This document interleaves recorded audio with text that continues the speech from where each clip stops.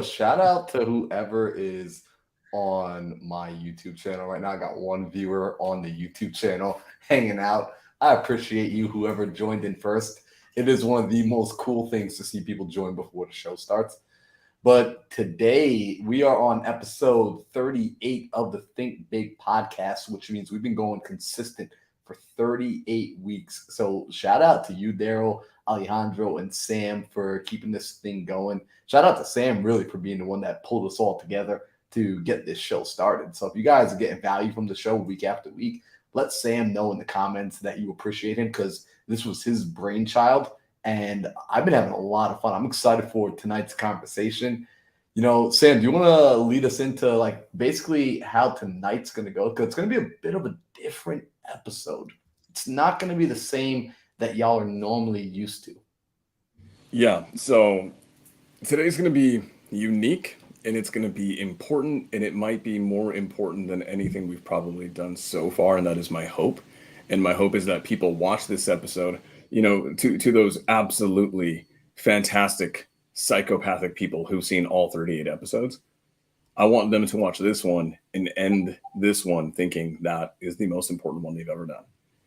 And something extremely important has happened for me in the last 24 hours, and it's something that's going to manifest in a week or two. And it has been an amazing reminder for what this is all about. So today's topic, it's not going to be about leads. It's not going to be about business. Business will always tie in, right? But we're not going to be talking tactics. We're not going to be talking any of that stuff. Because right now, today, all of that stuff is fluff. We're going to be talking about the most important thing, and that is our purpose on this planet, understanding what it is, and understanding how can we actually live in our purpose. So to give you guys some context, for anybody that didn't know, my background before I got into this game was in law enforcement. Basically, got to do a lot of cool things going after not so amazing human beings who did other not so amazing things to other people. Cool. Great fun. And what that was for me was passion, right? It was a passion. It was a season of my life that I was on a mission, right? That mission had me passionate. I wanted to go do big things and save lives and do everything that I could to create a real impact in this world. And eventually we had to get into real estate, into business to make more money. And then we're in the trenches. And we're building and we're doing all these great things and we're achieving greatness. And where the hell did the mission go? What happened to it? And then what we tell ourselves is, hey, everyone here is guilty of this. Everybody. We have these goals in business.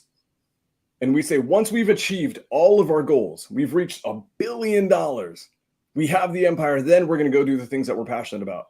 Then we're going to go on an art spree. Then I'm going to learn how to paint. Then I'm going to take my wife on a global tour. And it's always pushing it. It's pushing it down the road.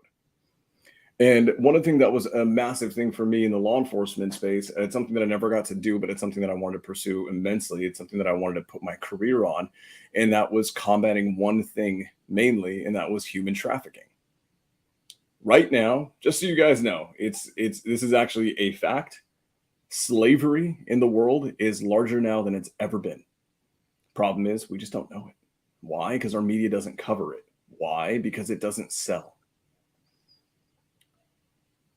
Influence and attention is all that matters in 2023. And talking about the grim realities of the world are just not what media wants to do. It's not marketable. It's not sexy. It doesn't sell tickets. You can't easily throw Bud Light commercials on it and have a sponsorship deal. It's not fun. But it's probably the most important thing there is to combat today. And in about a week and a half, my brother Daryl and I are going to be in Kalispell, Montana. I never thought I'd say that in my life. We're going to be at this amazing event put on by several of our mentors called this community camp. And I just found out that the keynote speaker for the dinner is none other than a wonderful human being. His name is Tim Ballard. Tim is the founder and former CEO of this amazing organization. It's called Operation Underground Railroad, OUR. And if that sounds familiar, yes, it is an homage to the amazing work that Harriet Tubman did freeing slaves from the South and bringing them into the North. Now, Operation Underground Railroad combats modern day human trafficking all over the world, from the sex slave industry, from terrorist organizations, from all of these other horrific things. Tim himself has probably freed hundreds, if not thousands, of innocent lives and given them not just a new lease on life, but actually saving their lives. Tim Ballard's going to be the speaker at the keynote dinner. It is going to be an amazing thing. I hope we raise tons of funds for it. And then I shared this with our mentor, Pace, who he's kind of the front runner for this entire event. And I said, Pace, dude, thank you so much. He didn't know it at the time. He knew about somewhat of my background in law enforcement, but not the whole thing. And I kind of gave it into a little bit more into him. And I told him, like, hey, Tim's actually been one of my role models since college for a long time now. He's been one of my heroes, because my goal is to have that level of impact, right? Not just make money, not just do well, not just have all the accolades come to me, but to have true impact. And then Pace, being the amazing human being he is, he said, I'm going to get you a private meeting with Tim so you can collaborate with him. One of my big goals, and I always put this off, and I didn't put a timestamp on it because I didn't know when it would be achievable, is I said that pretty soon, sooner rather than later, right? And see, that is such an ambiguous term. It's total bullshit saying sooner rather than later. I told myself, we're going to raise millions of dollars for combating human trafficking so we can save some lives. Well, the cool thing is this: that timeline got expedited. It is now within the next 12 months. And it is going to, the catalyst for this truly is getting to meet him. And what's happened is, in this whirlwind of 24 hours for me, is I have been front-faced with the fact that I'm going to make a crap ton of money and I'm going to achieve a crap ton of resources, but it is not to hoard it to myself. It is to do everything I can to not just change lives. I think that's an antiquated statement in entrepreneurship, is let's change lives. Guys, there's more. Why change lives when you can save lives? That's the mission that I'm on. I've had a renewed sense of motivation in that. I believe that over the next 12 to 24 months, getting back into this and having this be a focal point in all of my businesses, in my whiteboard, on my goal setting, in all of it, that I am now going to start living in my purpose. And this is an important topic, guys. We're all in the business. We're all in the trenches. We're all growing. But our purpose is why we do this. Our purpose is what the hell is at the end of the rainbow that we're trying to chase.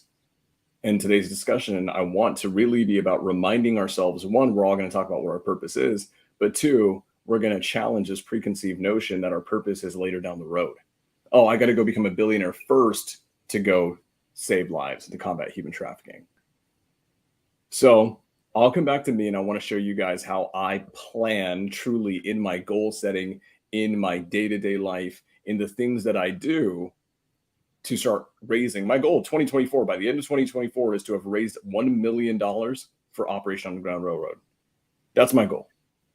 And I'm already formulating a game plan around it. And guess what? The second that I started doing that, I realized I didn't need to become a billionaire first. I didn't need to wait 10 years to do it. I could do that shit right now. So, Marlon, you are one of the most big picture human beings I've ever met in my life. Let me ask you this, brother. What is your purpose? Man, that's a great question. So, first off, Sam, I absolutely love you. I love the fact that you figure out how to incorporate your purpose in today, because a lot of times, as you state, people think that it's something that comes afterwards, and we often lose sight of the purpose in pursuit of the purpose, right? We want to do it for our family, we want to do it for our community, we want to do it for our friends, and all in pursuit of it, we start to sacrifice them along the way. So we finally get the paint, but we don't have a wall to paint it on anymore. So I love this. So for me, and it's such a timely conversation that we're having here.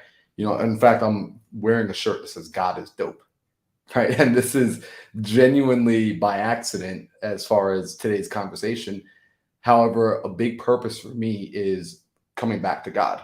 And I know that, again, this isn't something that's typically spoken about on social media. It's not something that's typically shared. I know growing up, you were taught not to talk about a handful of things: religion, politics, and money. And, for me, it's more of a connection to my higher self. It's a connection to the being that created this universe. I truly do believe that there's a God.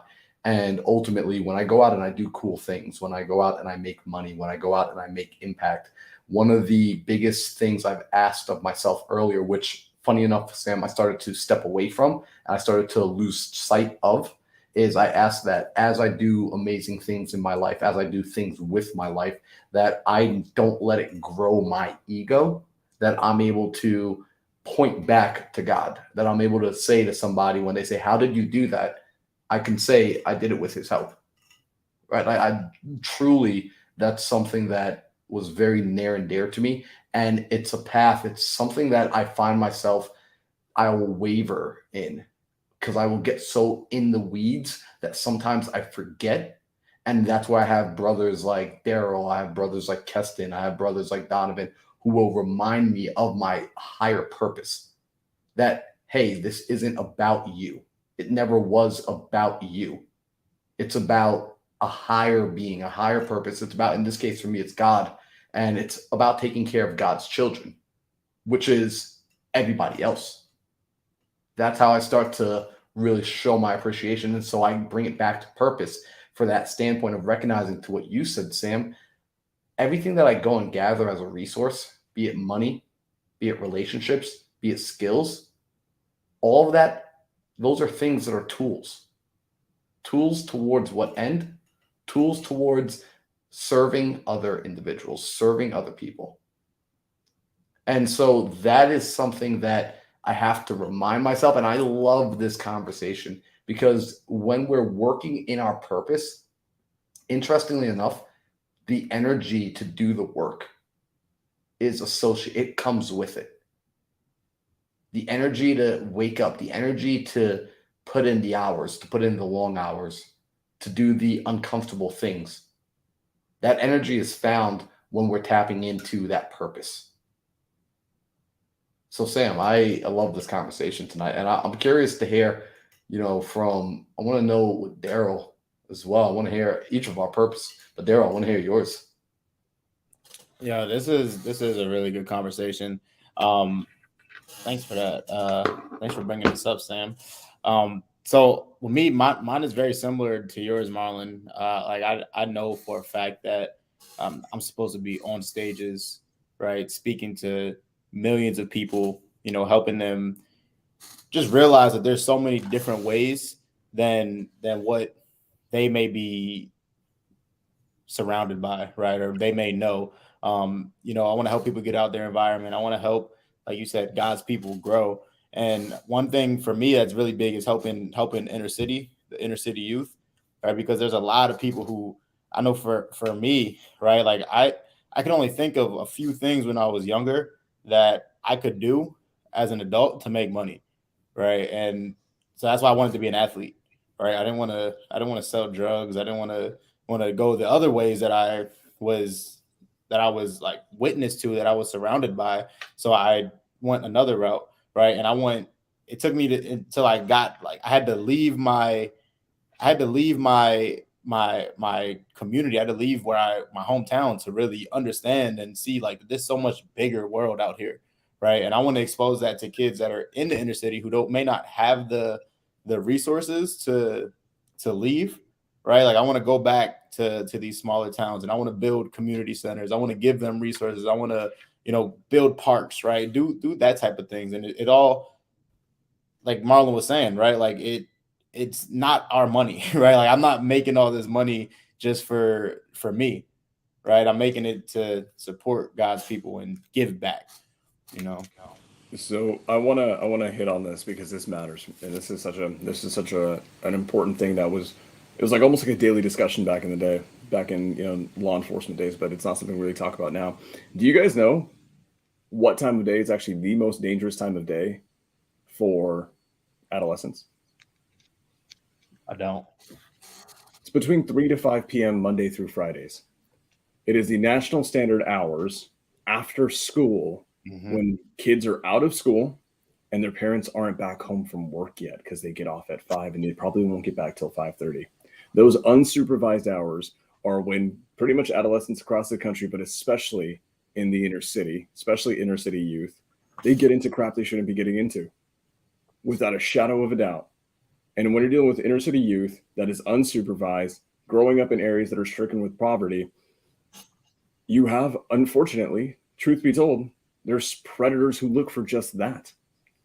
This is the most critical thing out there. And a lot of people don't realize this, that Daryl, I mean, you mentioned that when, growing up in some of the areas that you grew up in, you only knew of a certain few ways to guarantee to make money. Let me ask you this. Were any of those guaranteed ways of making money illegal? Majority of them were. The majority of them were illegal. Bro, there's 3 options. It was play sports, be an athlete, be a rapper, or sell drugs. As one of the 3. That's it. That's Drugs are like absolutely it. everything illegal, right? Like rob people, scam people. Like that's what people do back home. That's absolutely it. And the sad truth is we have in the inner city street gangs monitoring for just that, right? It's a magnet for them for new recruits. And this goes back to Daryl. I'm actually really glad there's alignment here. Why does that matter towards me? Guess what? People don't realize it, guys. Inner city youth in America is the number one demographic that modern day human traffickers look for. And their prime hunting grounds during the day, 3 to 5 p.m. So when these abductions happen, it's when they're unsupervised. It's when there are not adults nearby. And it's usually when these kids are out doing dumb crap they shouldn't be doing. And then like when you're doing dumb stuff, right? When you're a teenager, when you're smoking weed after class, you're doing just dumb shit. There's a lot of punishments that are worth having, right? Like being scolded by your parents, right? Maybe scolded by a teacher, all this stuff. But one of those things that should never happen is the reality of what's happening in a lot of places that are basically nothing but ghettos. And it's that we have hunting grounds, not just for street gangs, but for cartels, the Sinaloa cartel, the Guatemalan cartel. Even though they're not in Sinaloa, they're not in Guatemala, they're looking in places like this. I'm in California. The major metros in California, the inner city youth, prime stomping grounds and prime hunting grounds for human trafficking victims. So, dude, the fact that you're trying to get to this youth and educate them and revitalize their communities, what you're doing is you're providing them options in life, right? And then this is so good because like I want this to tie into what you're so good at, because you are obviously a former collegiate football player. You're an amazing coach in everything that you do.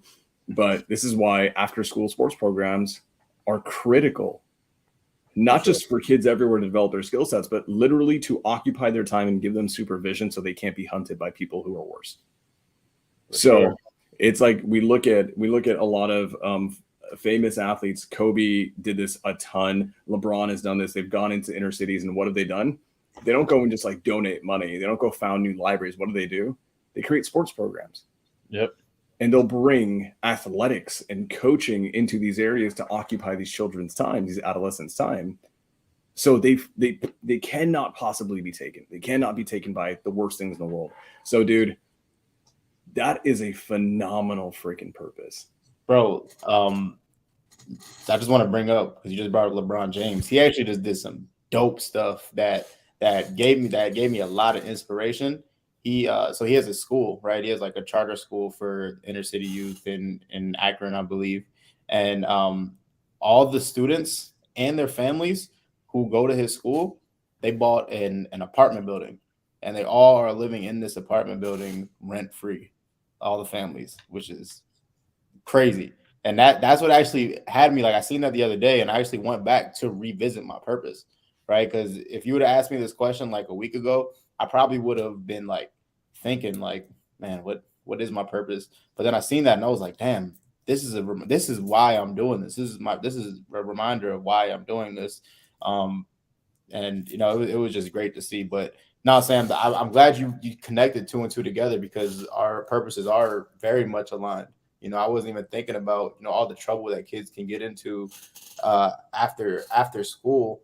And like, just not even trouble they can get into, but trouble that other people are actively seeking to get them into, and that's what saved me, right? Like I didn't get into the streets because I was busy. Like I had practice all the time, right? So I was too busy to even think about that. And then on top of that, the people that like my neighbors, my friends who were in the streets, they respected me more because I was playing the sport, right? So they wouldn't even be like, they wouldn't even try to encourage me to get into the, like, I mean, some people would obviously, but most people wouldn't. They're like, man, you play sports, right? Like you're a good kid, right? You don't belong out here, So it's super important to have these programs and get the kids there, It's so good that you said that, man. And it's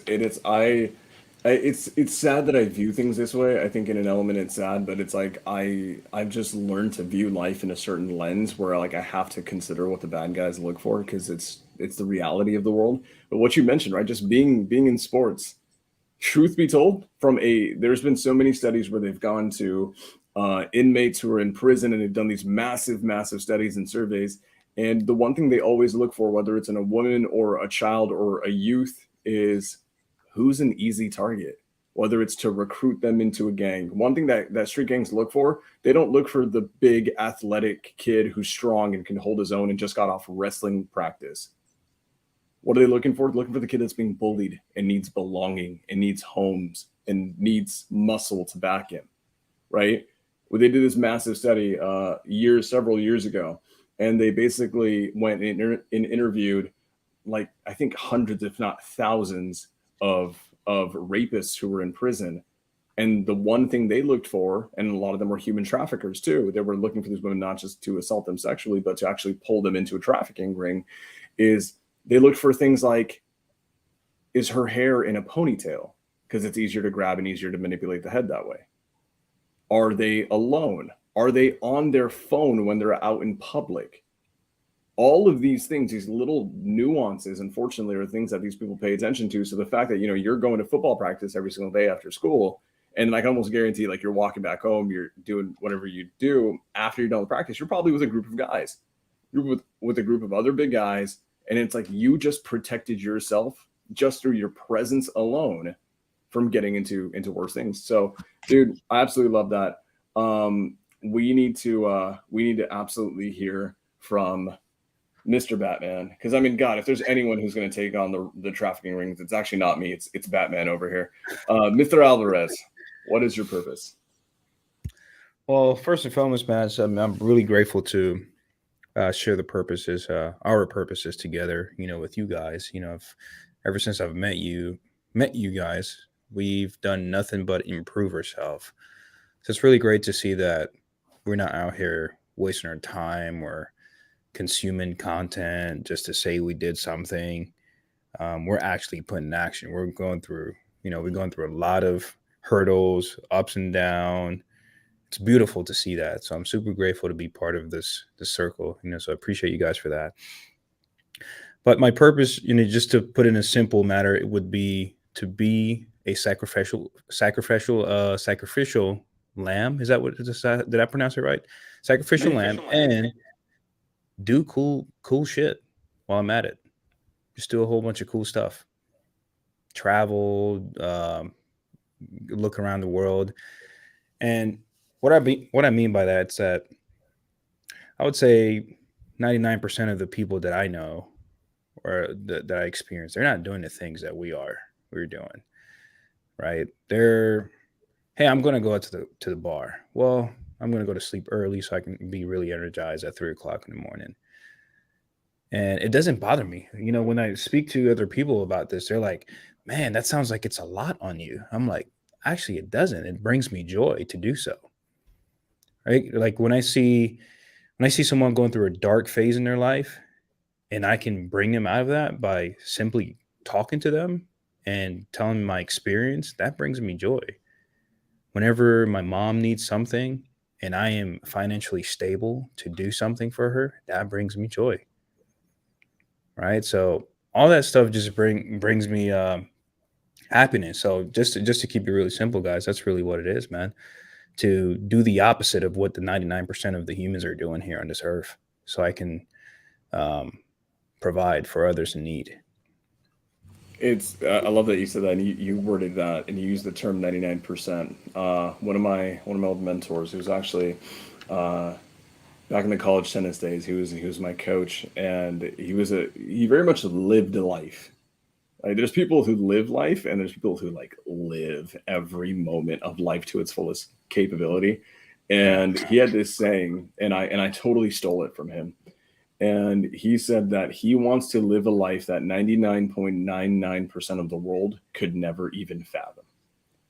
And so whenever he was presented an opportunity to do the craziest shit, he would just do it. And his barometer wasn't his own fear. It wasn't his own fear. It was just how many people relatively have actually done this one thing.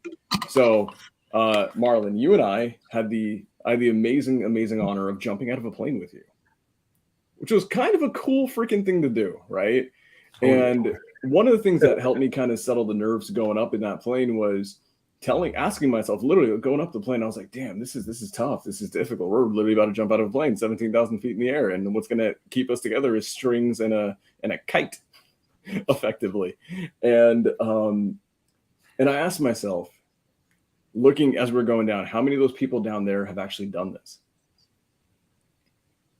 And I thought about it. I'm like, maybe less than 98% of all mankind has ever done that. And then we did it, and it was the most amazing thing I've ever done. And then, my first thought after I landed, I looked around, and we were in a room of a ton of people who just did the same jump. And I'm like, I need to go higher because all these people just did the jump. I need to go do something better that these people have not done. And then so I'm like, cool, how high can we jump? Because all these people just did 17,000. That's like the standard. Now I'm like, great. What's the highest you can legally jump in America? It's about 32,000 feet. It's called a halo jump, high altitude, low oxygen. You pretty much have to wear an external oxygen mask and like a whole freaking apparatus because there's no oxygen up there. And then I thought to myself, and I went up to one of my instructors, and the guy who I jumped with, who was like making sure I survived, he's like 19. He's done like 1,500 jumps. I'm like, okay, if anyone's done it, to figure out like how many people he's done it. Hey man, have you ever done that biggest jump? He's like, dude, hell no, I'm never gonna do that. And I was like, one, the thought process is you could be afraid because of that.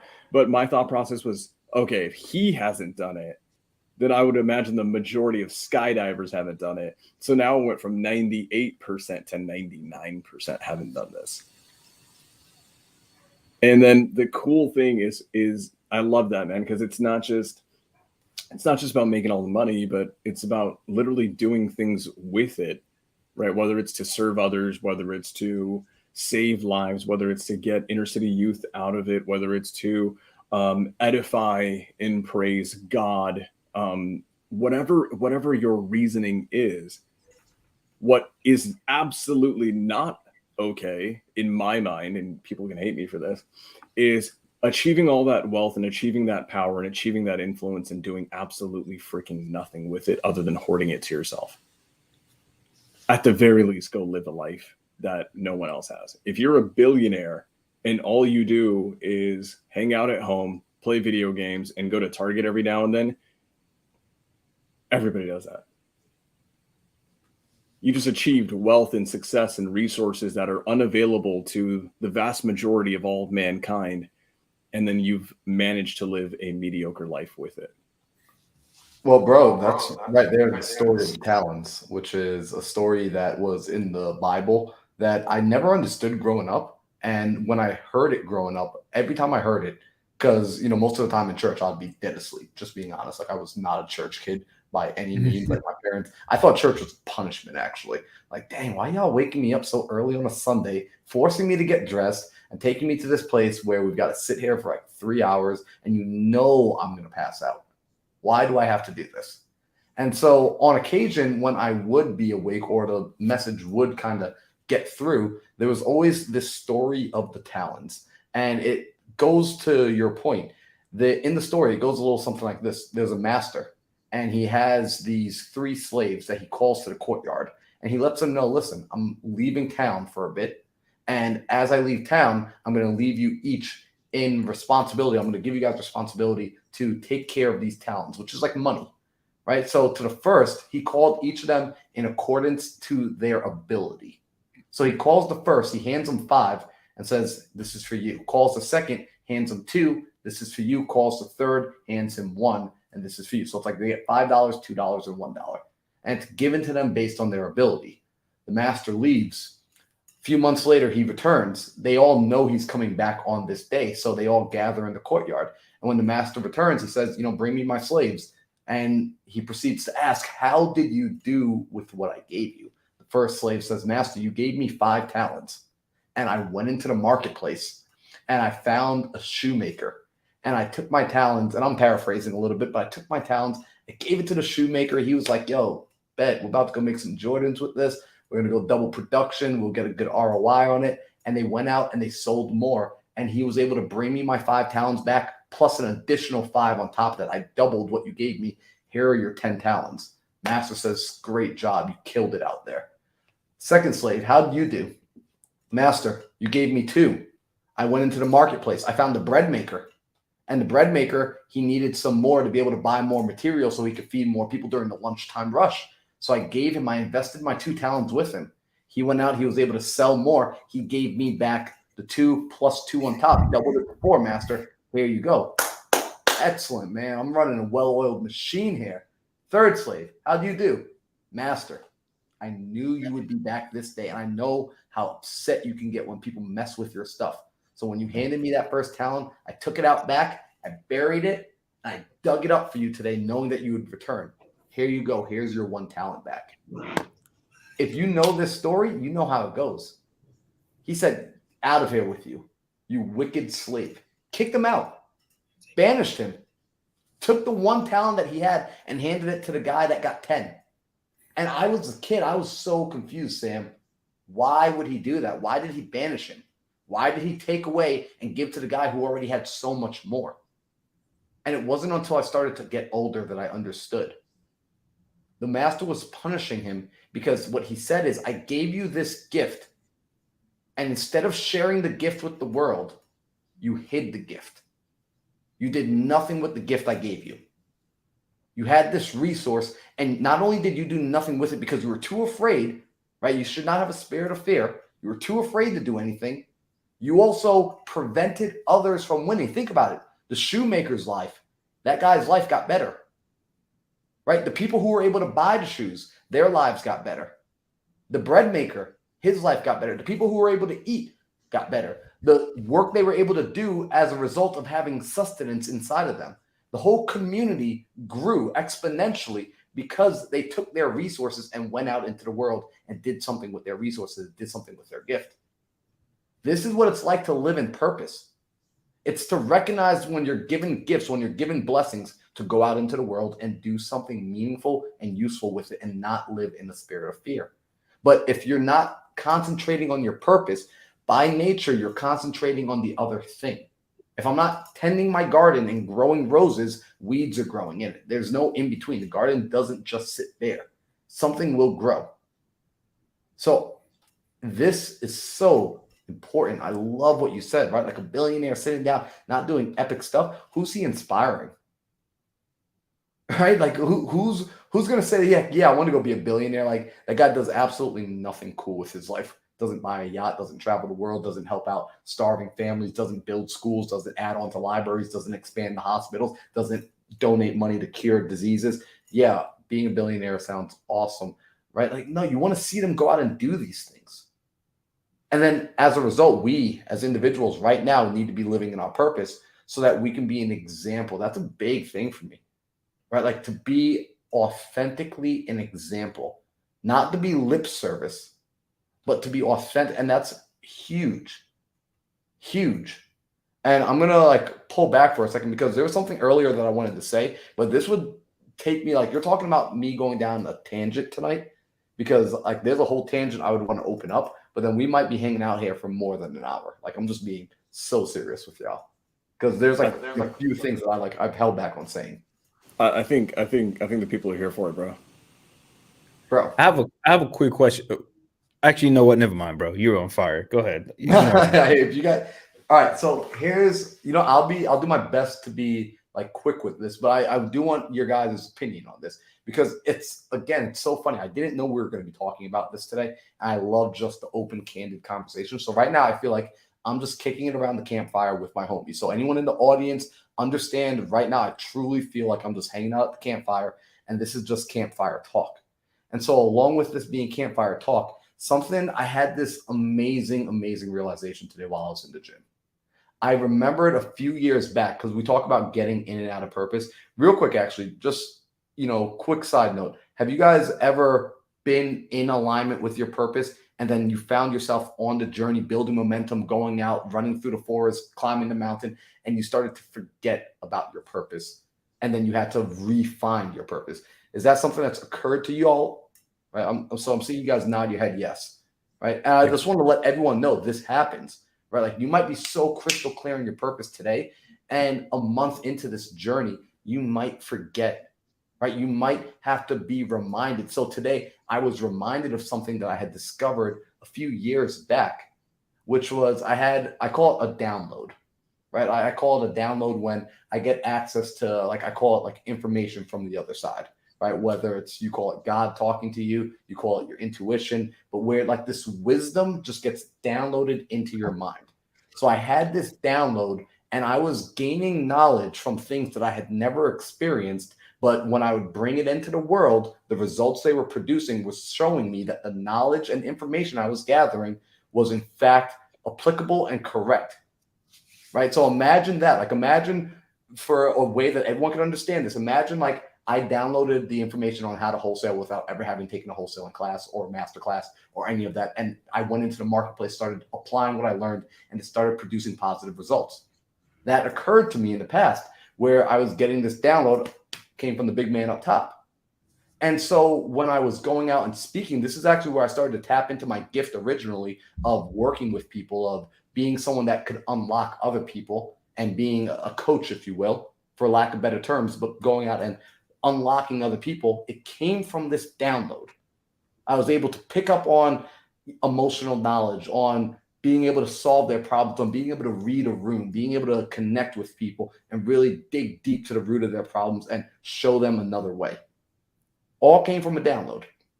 And I realized during that time, I was closest to my purpose. I was tapped in and tuned on and turned on to the power, and I was channeling it, not regurgitating it.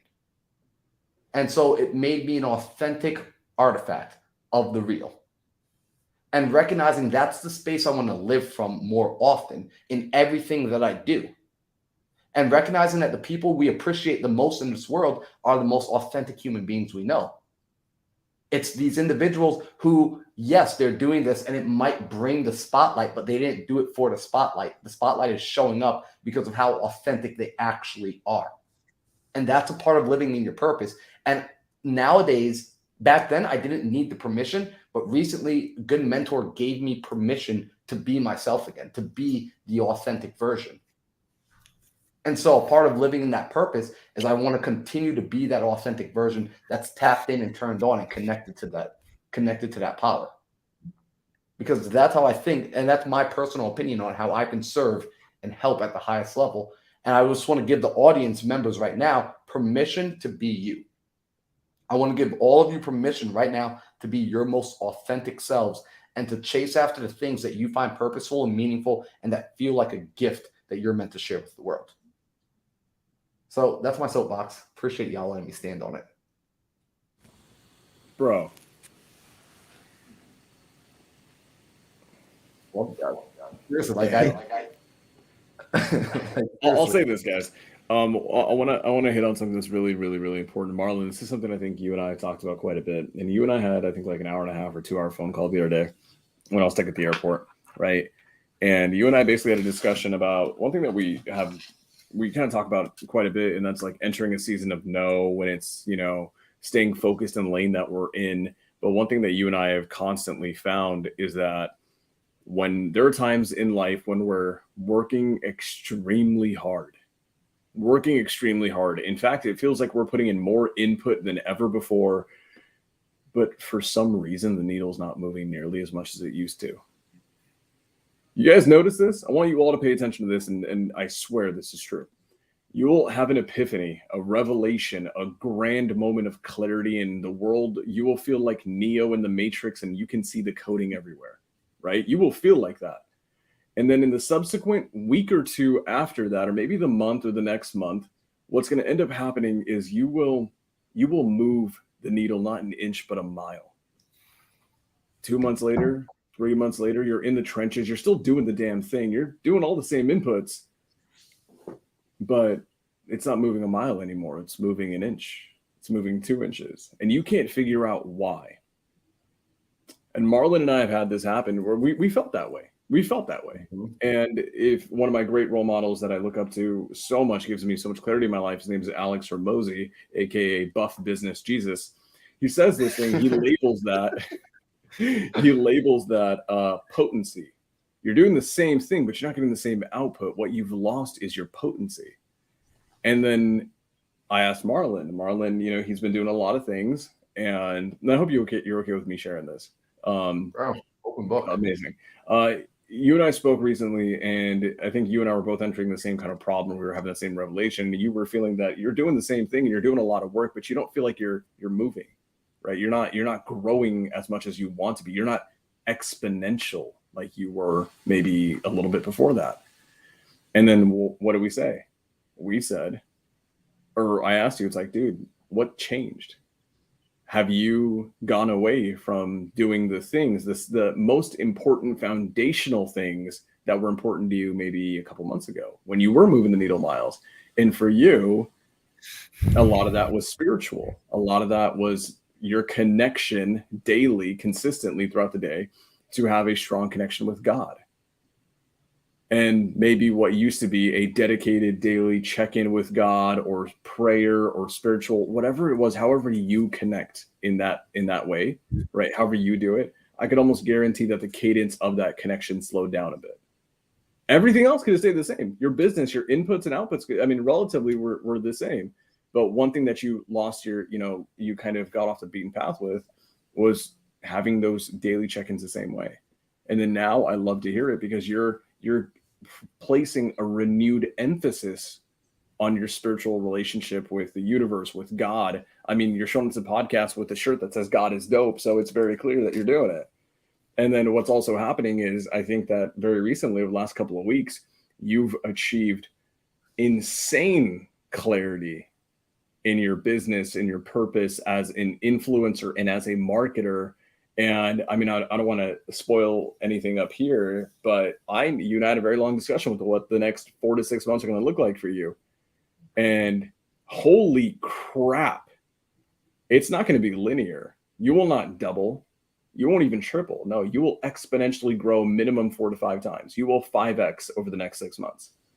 And what's cool is that you're probably not doing anything new. You're actually eliminating fluff in one of your businesses. You're pulling you away from things that are wasting your time, doubling down on the things that you know need to work. And then most importantly, I would say, and correct me if I'm wrong, but re-emphasizing your relationship with God and spirituality. That's your core foundation. That's your soul. And you're going back to that. Dude, you're going to move miles, not inches. So I want everyone who's listening, like, you will go through this. We all go through this. For me, a very pivotal moment was when I watched this one video. All these boys have seen it. I forced Marlon to watch it 75 times. Is this really old video by Hormozi about attention being your most important resource and not actually time. And that video changed my life. And I literally shut down a business that was making me 6 figures a month after that video. And then I felt in that time, in the 2-3 months after that, oh my God, I tripled my income. I made way more money and I was moving miles. And then what ended up happening? I deviated. I let another shiny object come in. I lost focus. I lost track of where my attention was going. And then I was moving inches again. So guys, audit your time, audit what you're doing, audit where your attention's going. And if you're not moving the needle as much as you were maybe 6 months ago, ask yourself what changed, because something did. Dude, well said, man. And this is something that, just going off of this again. This concept of go to your purpose. Everyone, if you're listening in the audience, your purpose is your well. That's where you know to go get clean water from. That's where you know to go get resources and sustenance from. You want to keep coming back to your purpose because that's how you're filling up your bucket. And you don't take your bucket and pour it into others. What you do is you keep filling your bucket up so that the overflow, the excess, because you are so full, the excess is what fills up others. This is how we start to think differently. This is when we talk about thinking big, this is how we do it. This is how we get on another level. Because anytime I've poured into people at the highest level, it's not coming from a place where I'm empty. It's coming from a place where I'm overflowing, I'm overfilled. It's coming from me going back to my buckets, going back to my wells, going back to my people like Sam, like Alejandro, like Daryl, like Donovan, right? Like I go and I plug in to these people. I plug back into church. I plug back into scripture. So keep that in mind, y'all. Now, I'm curious, right? You know, I know you guys just let me stand on my soapbox. Appreciate that. Alejandro, you had a question, like, and I was so, because when you start asking questions, you start asking some dope questions, man. Man, honestly, it's I feel like it's gonna not go with what the fire you just released, you know. But let's just put that out there. I just wanted to do the Eminem effect real quick, so that way you guys don't judge me. I wanted to ask, and I want to know from everyone, because we all have like our goals and all that. But after you serve others, you work hard, and you're at a billionaire status, right? Because billionaire is the new millionaire. What are you gonna do? What's the first thing you will do with that money? And then let me go to Daryl real quick, because Marlon, you got too much fire. You got a lot of energy right now. We need to bring it down just a little bit real quick. Daryl, what would you do, man? You serve everyone. You got all the money. I mean, you can buy whatever you want. What is that going to look like for you? What am I going to do when I can buy whatever I want?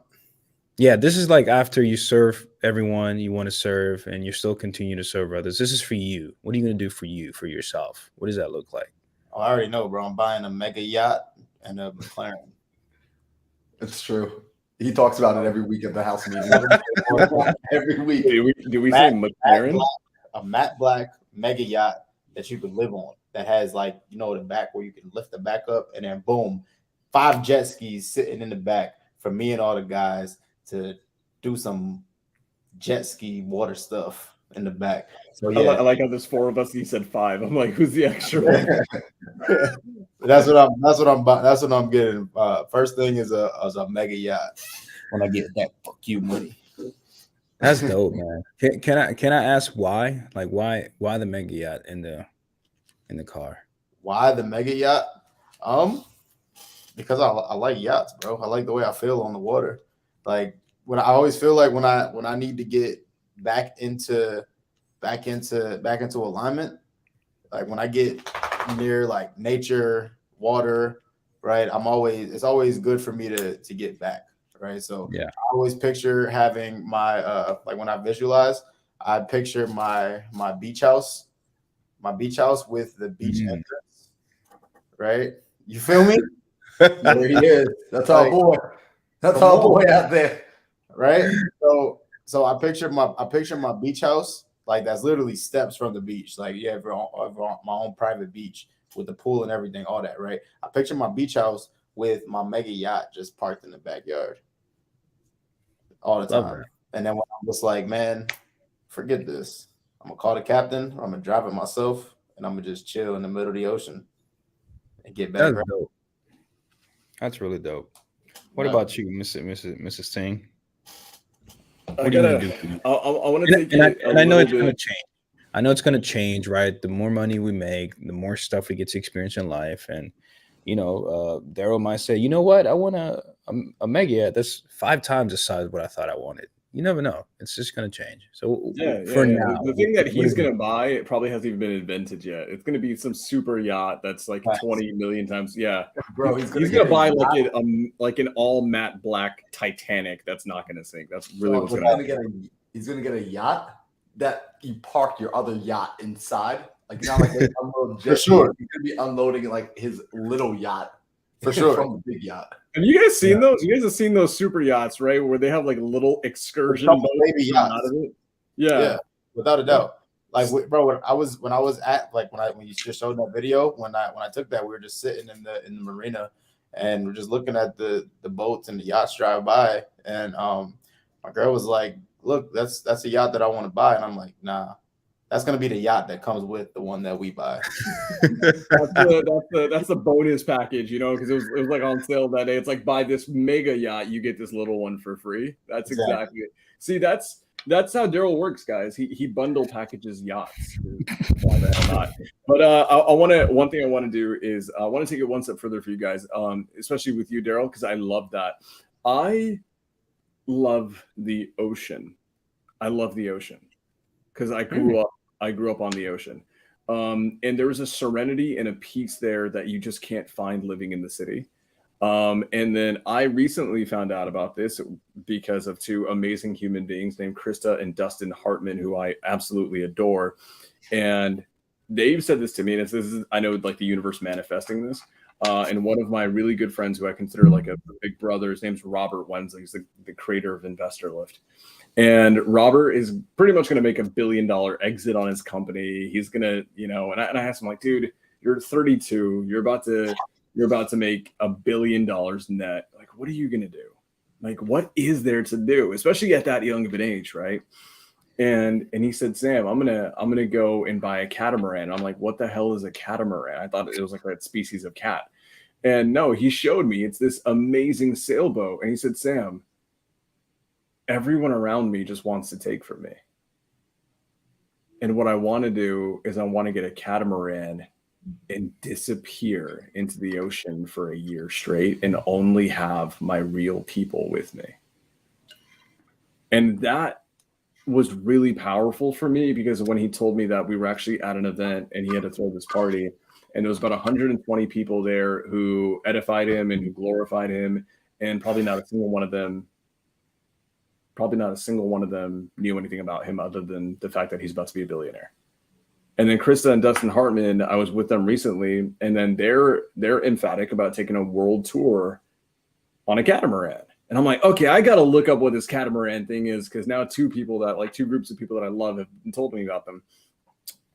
I am absolutely in love with the idea of buying a catamaran. You guys know me. It's just going to be me and my dogs. Me and my dogs are going to get on a catamaran and we're going to disappear for a year.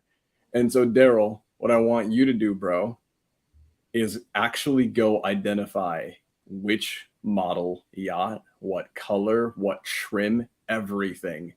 And this is so powerful, because I was in Puerto Rico with Robert, and he was consulting me on a business that I'm building and that I'm truly going to scale and get to over $100 million.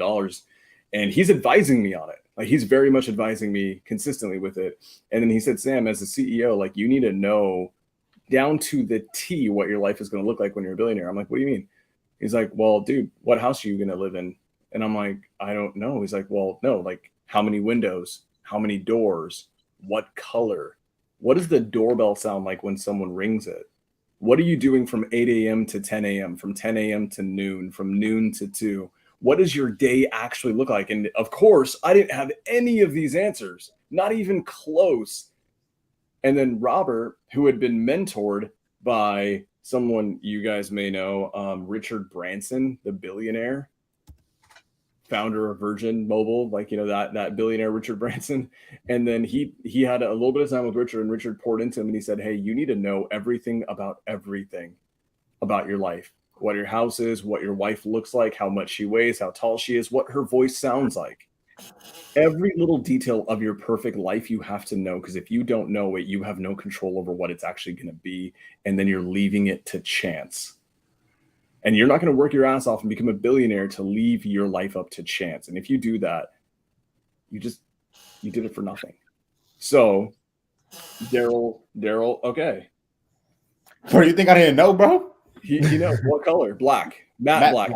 Matte black. Okay. With red interior. With the red So interior. so impractical. It's gonna get And it has super a hot, helipad. but it's okay. And has a helipad. And has a helipad. Okay, so see, guys, now we're getting clear. And this is one thing that I haven't done yet, and I should have done, and I want you all to do this, guys. This is a fun project. And I have stolen this completely from Robert Wensley. So if you guys ever go hit him up on Instagram, tell him Sam said to do this, and Sam totally stole it. This shifted my perspective. Robert Wensley is a man who has all the potential, I firmly believe, to change the world. He's got the genius, he's got the resources, he's got the intellect, he's got the charisma. He can do it all. I think he's a world changer if he decides to be one. Same thing with Pace Morby, same thing with Hormozy, same thing with a lot of these people that we look up to. And he did this amazing thing where in his office, okay, and I believe Grant Cardone's, I think, the one who he learned this from. He will make fictitious New York Times news articles. Breaking news. Wensley sells company for $1 billion. Breaking news. Marlon Johnson does this. Breaking news. Daryl Ellison buys largest yacht on earth. And then he created these fictitious newspaper titles, right? Like front page covers, framed them, and then put them all over his office. Down to every detail. And the articles, like the actual articles themselves, were written from the point of like a third party reporter documenting the great glorious life of this human being. Because we all say it, we all want to be huge, and we all want to make headlines. Let's go make some headlines and let's bring that shit to life. So for everyone listening, play around with that idea. Go do it. Go create articles of your own life. Damn. Wow. Yeah, you guys gonna see my new Forbes article? There you go. What does it say in red there? In red, it says 7.8 billion lives changed, feeding millions. Guys, this is manifestation at its core. Manifesto. That is beautiful. Do you guys not think that with that level of legitimate clarity, so clear? Let me ask you this. I'm going to take it one step further. And I don't think you've done this because that's a Forbes article, not a New York Times cover. I like the New York Times cover because I feel like it's a little bit old school. Is there a date on it? There's not a date on here. When you all do this, put a date on it. December 1st, 2032. Sam Singh sells company for $150 million, being the youngest, whatever. Put dates on it. Bring it to life. Write articles and make headlines of yourselves before anyone else even has the chance to, because they will. That is powerful, brother. Dude, props to you for doing that. That's legendary. What's funny, I got something I'm going to share with you guys. Again, I'm going to share it with you guys offline because like this is something I'm not going to share online with like everybody. Because there is like, there's the idea, like I share my vision with the people who are going to grow it. Like I share my vision with the people who are going to pour good energy into it. Believe it or not, not everybody wants to see you win. And if you start to get that feeling that some people around you don't want to see you win, it's okay to not share your vision with them. It's okay to just leave the room. It's okay to be somewhere else and to be with people who are going to grow you. So I'm excited to show you guys something because it's what I call a vision video. A vision video. And it is a video message to me, from the future. I got this from my buddy Nico Rapkulis. He sat down. He actually has a company called Vision Videos, and it is next level. I mean, like to the point where guys like David Meltzer, we had him at a podcast, a live in-person podcast, and we were talking about it, and he was like, dude, this is game changing. He's like, if I had this, I would have made my first 100 million way faster. Way faster. So I'm excited to share that with you guys. Yo, tonight was a fun episode. Yo, in the comments, did y'all enjoy us going a little off script and just having a conversation? Because basically what y'all witnessed tonight was a normal phone call between the four of us. Right? Like even the way like My homie Daryl is out there bouncing and bobbing. You know what I mean? Like that's exactly what it's like being on the phone with him in real life.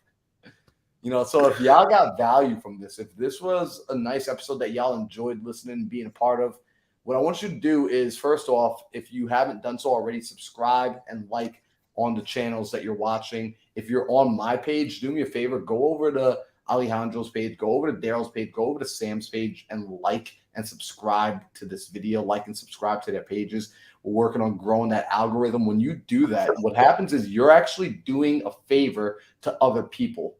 When the algorithm sees that you enjoy this sort of content, that you like it, that you leave a comment, that you're subscribed to this channel, what happens is the algorithm does the work of finding the next person who is similar to us, who belongs in this room, who belongs hearing these sort of conversations, because there's some kid out there who is just like me, wandering around on YouTube at the age of 14 and 15 years old. I bumped into a Tony Robbins video, thank God, because the algorithm showed that to me, and that changed the trajectory of my life. And it's all because the people who had viewed previously, they had left comments, they had engaged with the social media. So if you're getting benefit from this, that's how you can start to pay it forward. Leave a like, leave a comment, subscribe. And if you want to take it up one notch, share this video with somebody who you think needs to hear about their purpose. Because this is, I don't know about y'all, I didn't grow up talking purpose in my house. No one ever brought it up. This was a conversation I had to go and discover on my own. And I wonder how different my life would have been, because I'm friends with a kid that I met when he was 10 years old. He's about 19 years now. He's in Penn State, D1 wrestler. When he and I met at the age of 10, he and I were already having conversations about purpose. Me, him, and his dad. It was an open dialogue between the three of us. And that kid is doing amazing things today. Phenomenal things. So do me that favor, y'all. And I'm going to let my man Sam close us out tonight. But, guys, I appreciate you all for being here today. I mean, you already know how to pay your dues.